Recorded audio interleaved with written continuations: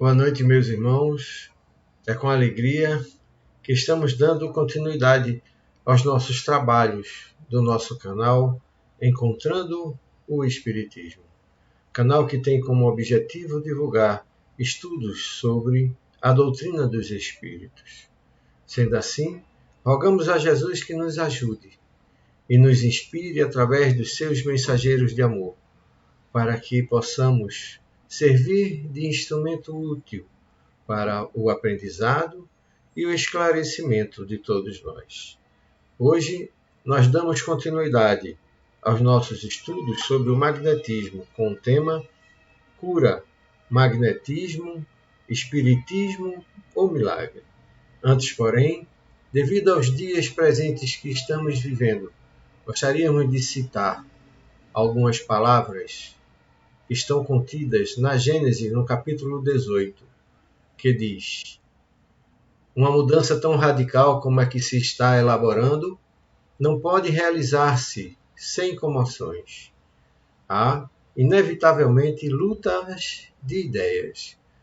Desse conflito, forçosamente se originarão passageiras perturbações, até que o terreno se ache aplanado e restabelecido o equilíbrio.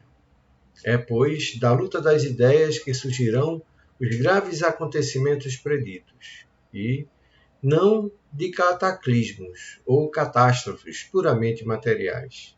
Os cataclismos gerais foram consequência do estado de formação da Terra. Hoje, não são mais as entranhas do planeta que se agitam, são as da humanidade.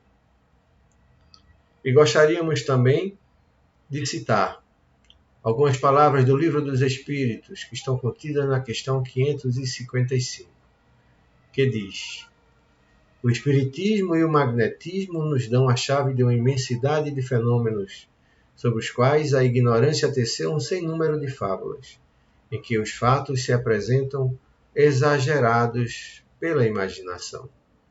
O conhecimento lúcido das duas ciências, que formam uma única, mostrando a realidade das coisas e suas verdadeiras causas, constitui o melhor preservativo contra as ideias supersticiosas. Porque revela o que é possível e o que é impossível, o que está nas leis da natureza e o que não passa de ridícula crendice. Isso dito, gostaríamos de dar início à nossa apresentação da noite de hoje, que trata da cura, magnetismo, espiritismo ou milagre. De alguma forma, a cura tem sido buscada pela grande maioria de nós, quer seja no campo físico ou espiritual. E quando não a encontramos nas soluções propostas pela medicina contemporânea, buscamos respostas nas soluções alternativas, quiçá nas religiões. Frequentemente, encontramos pessoas nas casas espíritas em situações semelhantes. Com alguma frequência, essas pessoas têm encontrado alívio para suas dores e, de ordinário, dizem amém. Porém, muitas vezes sem entender como ela aconteceu. E não raro, trabalhadores nossos da casa espíritas, nossos irmãos, que com alguma frequência também dizem amém, sem entenderem a realidade do ocorrido, nem como se processou aquilo que denominamos e aquilo que procuramos como cura. Certamente, nesse momento, alguns de nós estão dizendo: Silvio, a palavra amém não é uma palavra que faz parte do vocabulário espírita. Aliás, ela não é utilizada dentro das casas espíritas.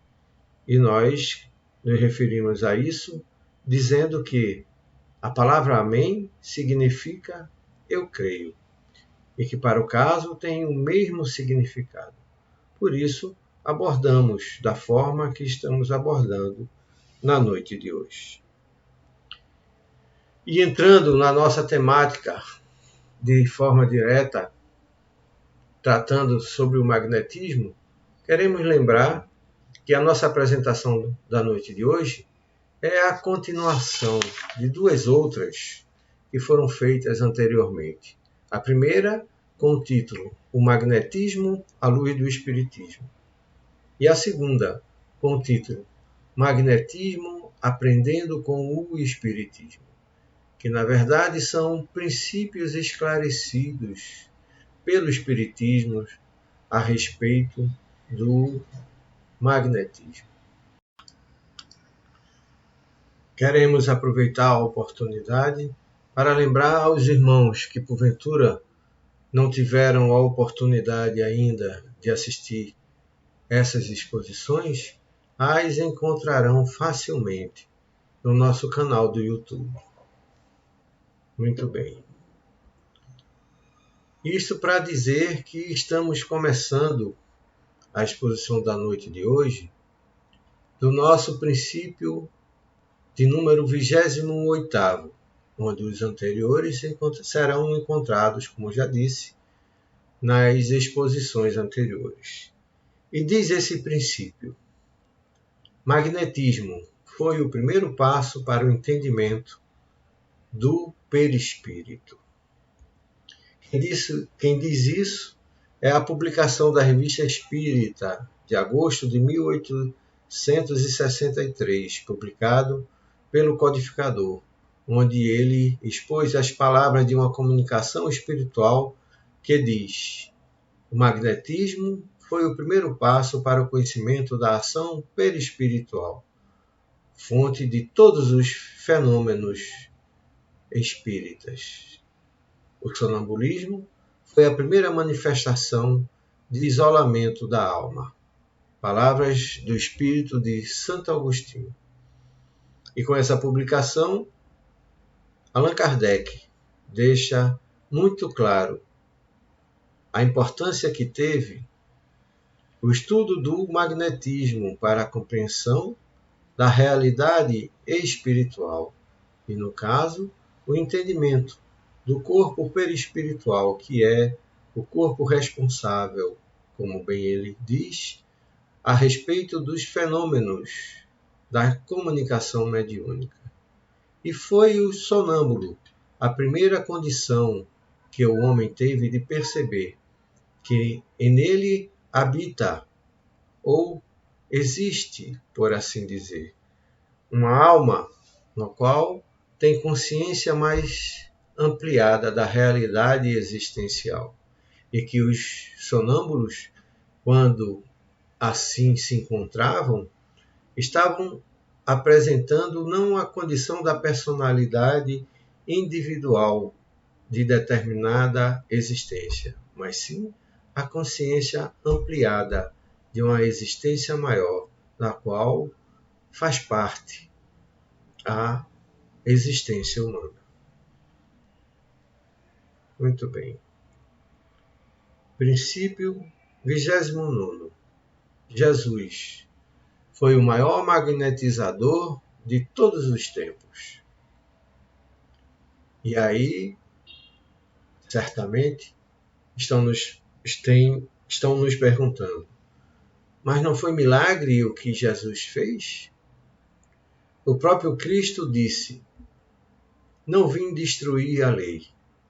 Milagre sugere a derrogação da lei natural, algo de extraordinário. E o próprio Jesus diz, nos ensina e nos mostra que, na realidade, ele veio dar prosseguimento à lei existente na humanidade. E aqui passamos a expor algumas passagens registradas nos evangelhos a respeito de Jesus, que fica caracterizado a utilização do seu magnetismo no tratamento e na cura daqueles com quem ele viveu. A primeira delas é quando ele chegou a Betsaída e lhe trouxeram um cego e rogaram-lhe para que ele o tocasse. E Jesus, tomando o cego pela mão, levou-o para fora da aldeia e cuspindo-lhe nos olhos, impondo-lhes as mãos, perguntou se via alguma coisa. Levantando os olhos, disse: Vejo os homens, os vejo como árvores que andam. Depois disso, Jesus tornou a pôr-lhe as mãos sobre os olhos e os fez olhar para cima. E ele ficou restaurado e viu a todos claramente. E mandou-o para casa, dizendo: Nem entres na aldeia, nem o digas a ninguém. Isso está no Evangelho de Marcos, capítulo 8, versículo 22 a 26. De outra feita, tendo Jesus descido do monte, grande multidão o seguiu. Ao mesmo tempo, um leproso veio ao seu encontro e o adorou, dizendo: Senhor, se quiseres, poderás curar-me. Jesus, estendendo a mão, o tocou e disse: Quero, fica curado. No mesmo instante, desapareceu a lepra. Disse-lhe então Jesus: Abstente de falar disto a quem quer que seja, mas vai, mostra-te aos sacerdotes e oferece o dom prescrito por Moisés, a fim de que lhes sirva de prova. Isso está no Evangelho de Mateus, capítulo 8, versículo de 1 a 4. Em outra situação, lhe trouxeram um surdo e gago e lhe suplicaram que impusesse as mãos sobre ele. Jesus, tirando-o da multidão à parte, pôs-lhe os dedos nos ouvidos e lhe tocou a língua. Depois ergueu os olhos ao céu, suspirou e disse: Efatá, que quer dizer, abre-te. Isso está no Evangelho de Marcos, capítulo 7, versículos de 31 a 35. Em outra passagem, Lucas, no capítulo 6, versículo 19, nos fala: A multidão procurava tocar-lhe, porque saía dele uma virtude que os curava a todos. Ou seja, era conhecida a condição energética do Mestre Jesus. Todos procuravam dele se aproximar, para que pudesse participar, viver, existenciar, sentir, usufruir das suas condições energéticas que ele transmitia por onde passava. E aí uma mulher enferma na multidão avançou e tocou-o no manto. Jesus, reconhecendo imediatamente que dele saíra poder, virando-se no meio da multidão, perguntou: Quem me tocou nas vestes? Isso está em Marcos, capítulo 5, versículo 30. Ou seja, o próprio Mestre Jesus tinha plena consciência da sua emissão energética. Ele sabia que podia transmitir toda a força magnética que assim o desejasse, que assim lhe fosse possível, pois, mesmo quando, de uma forma não intencional, quando tocado, sentia que dele saía essa energia. E nessa passagem fica demonstrada essa condição.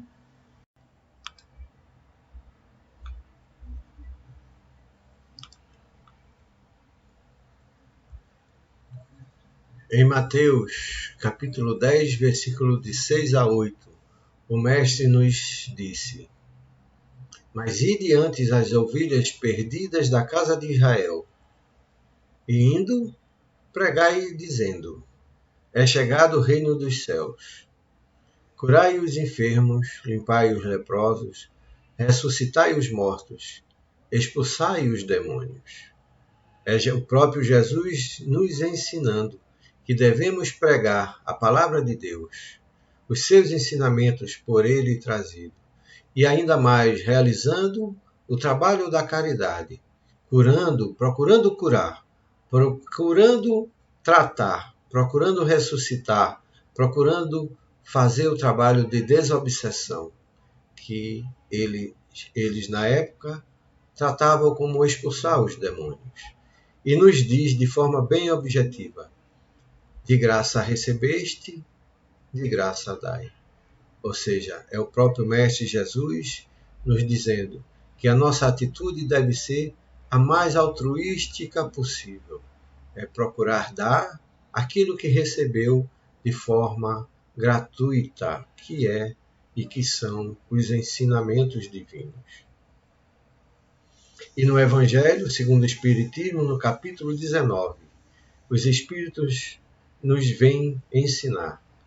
Ora, que eram esses milagres, senão efeitos naturais, cujas causas os homens desconheciam, mas que hoje, em grande parte, se explicam e que, pelo estudo do Espiritismo e do Magnetismo, se tornaram completamente compreensíveis. Ou seja, é a codificação espírita, de forma muito clara, de forma muito objetiva, nos mostrando que as realizações de Jesus eram ou foram realizações pertinentes a um ser evoluído, que utilizava da sua condição energética para praticar todo o bem possível. Bem esse que ele mesmo nos ensina e nos orienta a realizar da mesma forma. Antônio Luiz Saião, no livro Elucidações Evangélicas, vem nos dizer: as curas físicas que Jesus operava eram sempre efeito da ação magnética que ele exercia sobre os doentes. Pela ação da sua vontade, poderosa e incontestável, é que realizava a cura dos pacientes de obsessão ou subjugação espiritual. O Espírito Emmanuel, na obra Seara dos Médiuns, no item 17, que fala e que tem como título Na Glória do Cristo, ele nos diz: usando o magnetismo divino que lhes é próprio, o excelso benfeitor transforma a água em vinho. O mesmo Emmanuel, no livro Pão Nosso, vem nos dizer: Jesus, em sua passagem pelo planeta, foi a sublimação individualizada do magnetismo pessoa, em sua expressão substancialmente divina.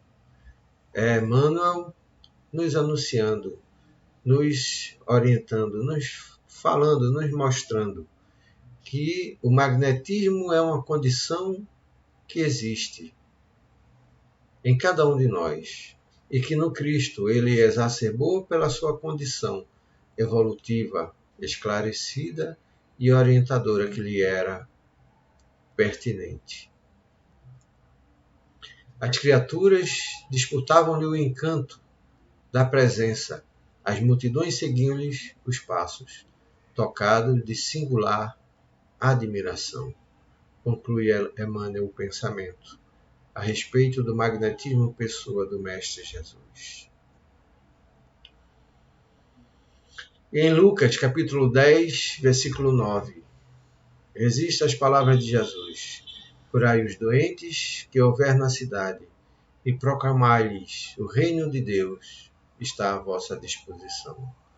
Ou seja, é mais um registro de Jesus falando-nos da necessidade da orientação ao homem a respeito da vida divina, do destino que está proclamado para cada um de nós.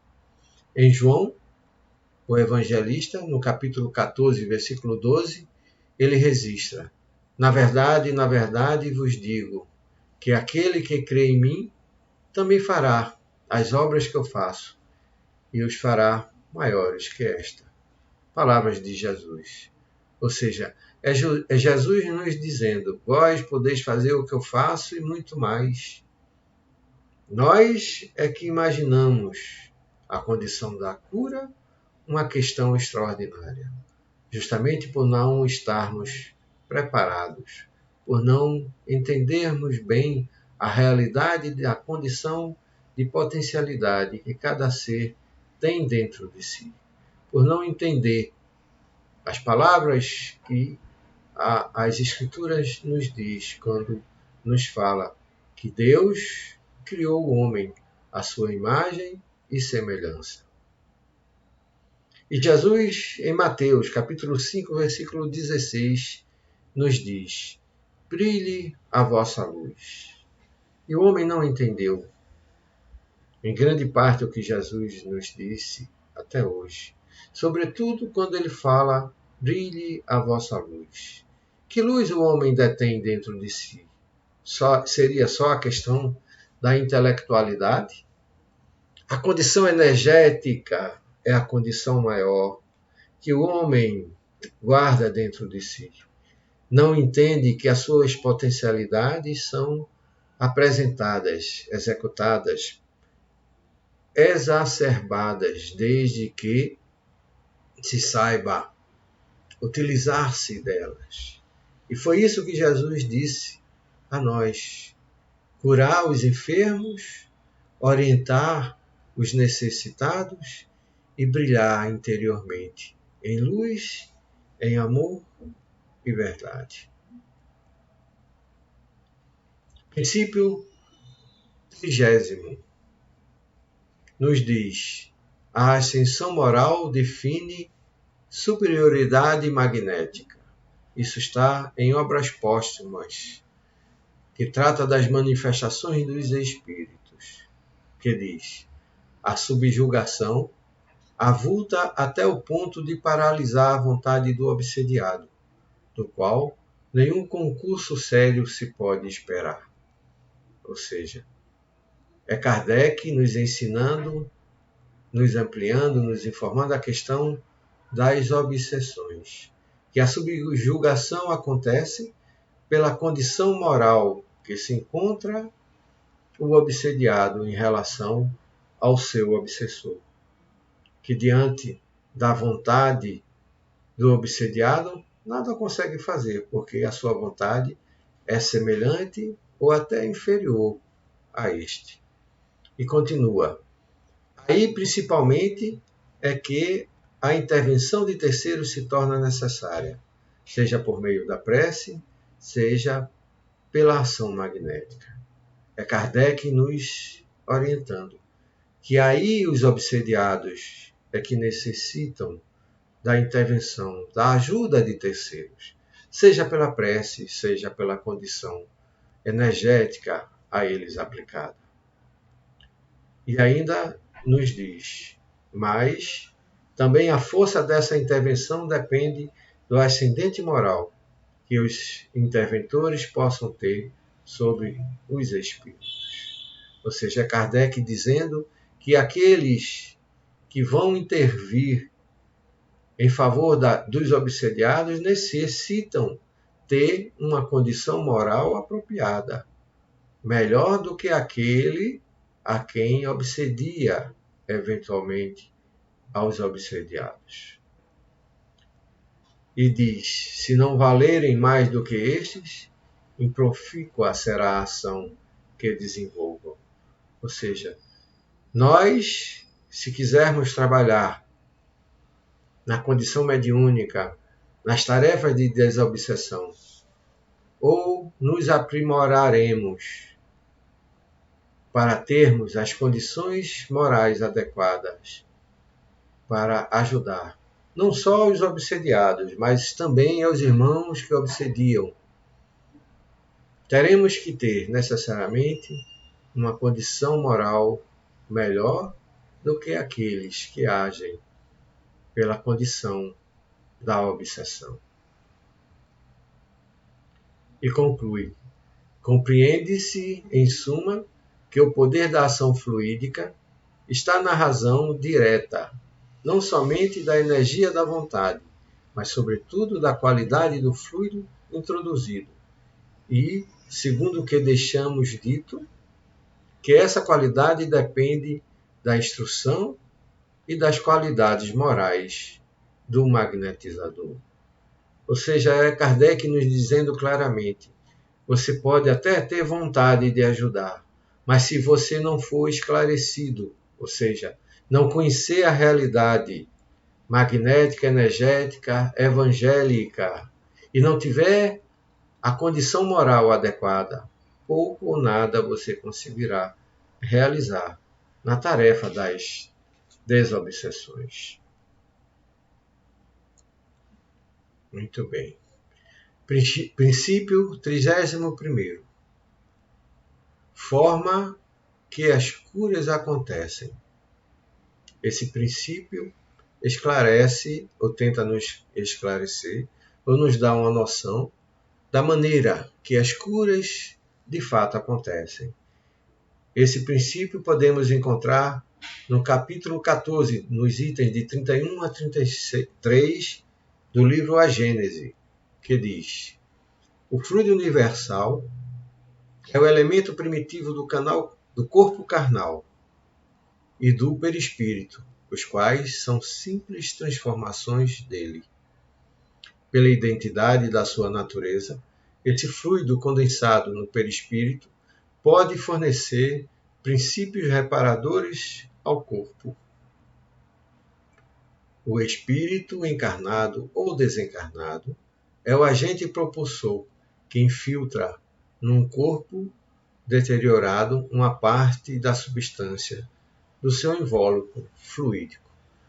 Ou seja, Kardec está nos mostrando, nos ensinando, nos dizendo que é o fluido universal, o elemento primitivo que existe e do qual todo o demais deles são variantes, como, por exemplo, o perispírito e o corpo de carne. E que o espírito encarnado ou desencarnado é ele que transmite, não é? Que infiltra num outro corpo que está deteriorado uma parte da substância do seu invólucro fluídico, ou seja, é um ser doando para outro ser a condição energética que ele tem, desde que assim ele tenha condição. Na Gênese, nos capítulos 14 e 15, Kardec nos diz que a doença nada mais é do que a presença de moléculas malsãs existentes na parte do corpo físico do organismo humano. E a cura nada mais é do que a substituição dessas substâncias malsãs por moléculas sãs. E nos diz: a cura se opera mediante a substituição de uma molécula malsã por uma molécula sã. O poder curativo está, pois, na razão direta da pureza da substância inoculada. Ou seja, se um ser que deseja curar outro ser não tiver moléculas, por assim dizer, não tiver substâncias energéticas puras o suficientes, condição energética sublime o suficiente para transmitir a um irmão eventualmente doente, podemos colocar assim, para substituir ou afastar dele a essas energias, pouco ou nada conseguirá realizar, que para tal é necessário que ele tenha essa condição de doar a essas energias. Mas depende também da energia da vontade, que quanto maior for, tanto mais abundante emissão fluídica provocará, e tanto maior força de penetração dará ao fluido.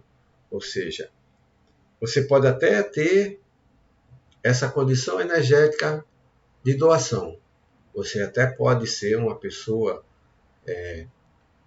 que tem uma condição moral adequada, que já cuide dos seus deveres, que cuide das suas obrigações. Mas se você não tiver a vontade de praticar, de exercitar, você poderá ajudar, mas certamente num grau bem menor daquele que poderia fazê-lo. E talvez alguém pergunte: mas Silvio, uma pessoa elevada seria a pessoa em condições de ajudar alguém? Essa pessoa já não teria a condição de transmitir essas energias? E nós diríamos: nem sempre. Porque há muitas pessoas assim que estão envolvidas nas suas condições imediatas de vida, naquilo que é seu, na sua família, no seu trabalho, na sua condição que lhe cerca, achando que cada um tem que fazer por si o que precisa ser feito, perdendo assim grandes oportunidades de praticar a caridade e de evoluir mais ainda. E conclui Kardec, depende ainda das intenções daquele que deseje realizar a cura, seja homem ou espírito. Ou seja, você pode ter a condição energética, você pode ter a condição moral, não é? Mas se você procura praticar a cura por interesse, certamente essa condição pode não lograr êxito e não realizar o bem que poderia ser realizado. O Espiritismo, diz Kardec, cura os males físicos, mas cura, sobretudo, as doenças morais. E são esses os maiores prodígios que eles atestam a procedência. Ou seja, é Kardec nos dizendo, de forma muito sutil, mas clara também, que antes dos males físicos, são os males morais que precisam e devem ser tratados. No livro Obras Póstumas, que trata das manifestações dos espíritos, Kardec nos diz: todos os magnetizadores são mais ou menos aptos a curar, se sabem proceder convenientemente, dispõem da ciência que adquiriram. Nos médiuns curadores, a faculdade é espontânea e alguns a possuem sem nunca ter ouvido falar de magnetismo. Ou seja, é Kardec dizendo que os magnetizadores, todos eles têm condições mais ou menos a realizar o ato da cura. E que têm à sua disposição a ciência, que estudaram e se esclareceram para poder exercitá-la. Os médiuns curadores, nem sempre. A faculdade é espontânea, ou seja, há médiuns que o simples tocar, o simples olhar, transmite uma condição energética que proporciona, muitas das vezes, a cura. E aí talvez perguntem, mas Silvio, lá atrás você não disse que depende da vontade? Dizemos que não depende só da vontade, mas a condição da vontade é que permite e que proporciona uma maior condição eficaz da realização da cura. E no caso dos médiuns curadores, os espíritos estão a utilizá-los como instrumentos de caridade, como instrumentos de amor. Muitas das vezes, sem a condição da consciência apropriada desse médium, desses fenômenos. E quando, diante de uma pessoa necessitada que merece, os espíritos agem em favor desses. Na Revista Espírita de fevereiro de 1867, Kardec nos diz: se a doença procede do espírito, não se poderia empregar para combatê-la outra coisa do que uma medicação espiritual. Ora, o que fazem geralmente os médicos? Eles cuidam do corpo, curam-no, mas curam a doença? Não. Ou seja, é Kardec nos dando notícia e nos lembrando que quando existe uma condição de tratamento originária de uma realidade moral, espiritual, provinda muitas das vezes de outras encarnações. Algumas vezes os médicos tratam o corpo e eventualmente conseguem curá-los, porém não curam a doença. E essas voltam algum tempo depois, porque a matriz do mal permanece no organismo humano. Princípio 32º. A ação magnética. Primeiro, Fluido do magnetizador encarnado é o magnetismo humano. Segundo, fluido dos espíritos, influência direta, quando esse é aplicado, é o magnetismo espiritual, condição que, dependendo da condição evolutiva do espírito, pode fazer agir diretamente sobre um outro ser, encarnado ou desencarnado, e aplicar-lhe o seu próprio magnetismo, que é o magnetismo espiritual. E terceiro, espíritos que direcionam sobre o magnetizador, que serve de veículo. É o magnetismo misto, o semi-espiritual ou humano espiritual. Ou seja, é a condição do magnetismo misto, quer seja através de um magnetizador, que serve como um médium, tem a mesma função e a mesma condição, utilizado pela espiritualidade orientadora, que, utilizando-se do seu fluido espiritual, une a parte do fluido ou do magnetismo humano do médium em favor dos irmãos necessitados. Na grande parte é o que acontece nos passes espíritas, dentro das casas espíritas. O fluido magnético. No Livro dos Espíritos, na pergunta 65, Kardec perguntou: o princípio vital reside em algum dos corpos que conhecemos? E respondeu a espiritualidade: ele tem por fonte o fluido universal, é o que chamais fluido magnético, o fluido elétrico animalizado. É o intermediário, o elo que existe entre o espírito e a matéria. Ou seja, Kardec perguntando onde está presente o princípio vital, não é? Que reside nos corpos que conhecemos. E é a espiritualidade nos ensinando que aquilo que é chamado de fluido magnético, o fluido elétrico animalizado, ele é simplesmente o intermediário, o elo existente entre o espírito e a matéria. É aquilo que anima a matéria. Da quantidade de fluido magnético. No Livro dos Espíritos, na pergunta 70, os Espíritos nos esclarecem. Não é absoluta em todos os seres orgânicos. Varia segundo as espécies. E não é constante, quer em cada indivíduo, quer nos indivíduos de uma espécie. A quantidade de fluido vital se esgota.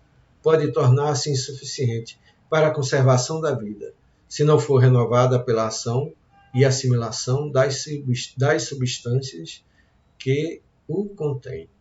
Ou seja, é os Espíritos nos esclarecendo que a condição da existência humana, com relação à quantidade de fluido magnético que nos anima, varia de ser para ser. Não é? E que, segundo aquilo que eles nos dizem, pode se tornar, em algumas situações, insuficiente para a condição da vida, e que, se não for renovada, ou seja, realimentada, é quando, muitas das vezes, os médiuns e os magnetizadores podem ajudar, transmitindo para os que necessitam parte da sua condição energética e realimentar a vida desses seres. Da qualidade dos fluidos na Gênese, Kardec nos diz: do ponto de vista moral, trazem os sentimentos, ou seja, ódio, inveja, ciúme, orgulho, egoísmo, violência, hipocrisia, bondade, benevolência, amor, caridade e doçura. Do ponto de vista físico, trazem os efeitos, quais sejam excitantes, calmantes, penetrantes, adstringentes, irritantes, dulcificantes, tóxicos, reparadores. Ou seja, da qualidade dos fluidos, diz diretamente com relação à questão dos seus efeitos. Ou seja, do aspecto moral, tanto pode trazer o ódio como o amor, segundo a sua condição evolutiva. E do ponto de vista da consequência física, tanto pode ser excitante como calmante, tóxico ou reparador. Princípio 33º. Fluido magnético como alimento. Nos diz Emmanuel no livro Roteiro que palavras e pensamentos são alimentos para o ser. Quando nos diz, nós ingerimos pensamentos, assimilamos ou vamos permitindo esses entrar em nós. André Luiz nos fala no livro Missionário da Luz, no capítulo 11, que os fluidos servem como alimentação através da respiração, nos dando notícia, perguntando, desconhece você, porventura, que o homem encarnado recebe mais de 70% da alimentação comum através dos princípios atmosféricos captados pelos condutos respiratórios? André Luiz nos perguntando se nós não sabíamos que a nossa alimentação vem diretamente, em torno de 70% da condição ambiental que nós aspiramos através da respiração. Sinceramente, até ler esse trecho do livro Missionários da Luz, não imaginava que chegassem a um percentual de tal ordem. Isso é para que nós tenhamos uma ideia do quanto distante estamos da nossa realidade existencial. Nos alimentamos daquilo que precisamos em torno de 70% através da respiração. Porém, é um ato que praticamos, via de regra, de forma inconsciente, sem termos consciência da realidade, quando o praticamos, da sua importância para a nossa vida. Como alimento mental, André Luiz, no Missionários da Luz ainda, no capítulo 14, nos diz: no lar, na via pública, no trabalho, nas diversões, cada criatura recebe o alimento mental que lhe é trazido por aqueles com quem convive, temperado com o magnetismo pessoal de cada um. Ou seja, nós estamos nos alimentando uns aos outros nas emissões energéticas, nas emissões do nosso magnetismo pessoal, um para o outro, e sem nos darmos conta do que estamos fazendo de um em relação ao outro, nos alimentando e alimentando aos outros do nosso próprio magnetismo, da nossa própria condição vibracional. Nos alimentamos nas frequências e reuniões homogêneas e simpáticas, quando assim participamos dela. Isso está no livro A Gênese, capítulo 14, que diz: o pensamento, portanto, produz uma espécie de efeito físico que reage sobre o moral, podendo-se dizer que, em tais reuniões, o homem recupera as perdas fluídicas que sofre todos os dias pela irradiação do pensamento, como recupera com os alimentos as perdas do corpo material. Ou seja, é Kardec mais uma vez nos esclarecendo a importância que tem a frequência às reuniões sadias.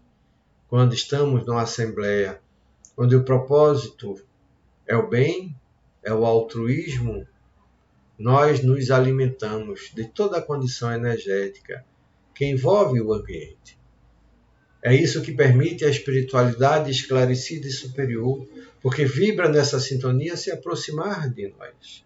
Se quisermos sermos ajudados, se quisermos nos aproximar, ou termos próximo de nós a espiritualidade protetora, a espiritualidade que nos ajuda a curar, Precisamos aprender a vibrar na sintonia que possibilita as suas aproximações de nós através das nossas próprias emanações energéticas. Meios de absorção do magnetismo. Esse é o mais comum, que todos nós sabemos e conhecemos, não é? Através dos alimentos. Absorvemos também o magnetismo através do sol, através da prece, através do amor. E não podemos esquecer da água fluidificada. A água a qual tomamos como um remédio que levamos para as casas espíritas e as fluidificamos. Como transmitir o fluido magnético?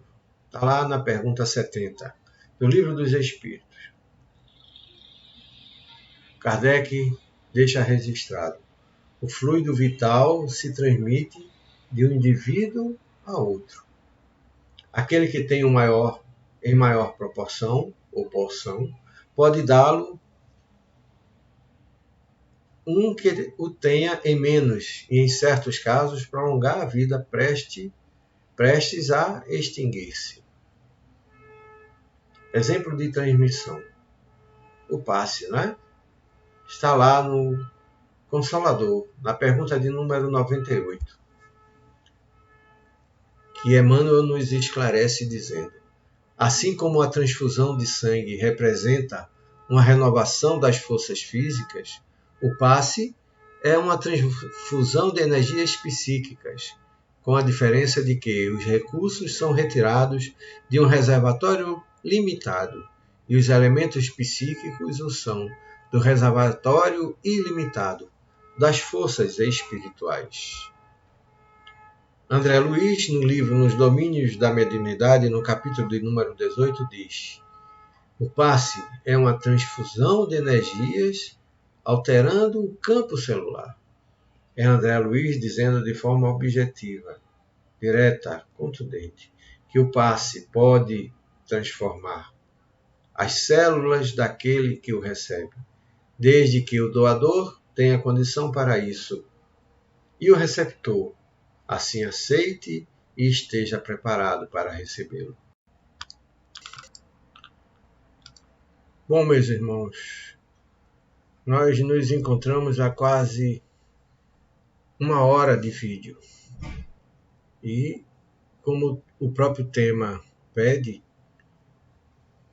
por se tratar de um tema tão profundo, precisaríamos de cerca de mais 1 hora, não para concluir o assunto, mas para concluirmos o vídeo, pois estamos abordando toda a temática de forma superficial, com o propósito apenas de dar um objetivo, de dar um norte àqueles que querem conhecer e se aprofundar nesse tema, de buscar as orientações bibliográficas que citamos aqui no nosso vídeo. E para não se tornar um vídeo muito extenso, vamos ficar hoje por aqui, prometendo dentro em breve concluirmos a nossa apresentação do tema. Aproveitamos a oportunidade para dizer aos irmãos que gostaram ou que gostam das nossas apresentações, que por favor, se puderem, se inscrevam no canal do YouTube Encontrando o Espiritismo, pois isso ajuda na divulgação através dos instrumentos de pesquisa do próprio Google. Hoje gostaríamos de lembrar que o nosso único objetivo em fazer esse trabalho é apenas a divulgação, além do próprio estudo da matéria trazida como oportunidade de esclarecimento através da doutrina dos Espíritos. Por isso pedimos a colaboração dos irmãos nesse sentido de apenas se inscreverem e, se possível, se gostarem da temática abordada, que deem o seu ok no canal, pois isso ajuda na divulgação dos próprios vídeos, através dos instrumentos de pesquisa do Google, como já dissemos. E concluindo na noite de hoje o nosso trabalho, elevamos os nossos pensamentos a Deus e agradecemos a Jesus e aos bons irmãos as bênçãos da oportunidade que significa para nós aqui estarmos, estudando, aprendendo, divulgando de alguma forma os sublimes ensinamentos de luz e de vida eterna que o Divino Mestre Jesus nos traz através dos seus prepostos. E assim, agradecendo a Jesus, ao Pai de misericórdia, a Maria, nossa Mãe Santíssima, a essa equipe, essa falange de espíritos benfazejos que em nome do alto vem nos ajudar, pedimos a permissão para, em nome do alto, finalizarmos os nossos trabalhos da noite de hoje. Muita paz para todos. Que assim seja.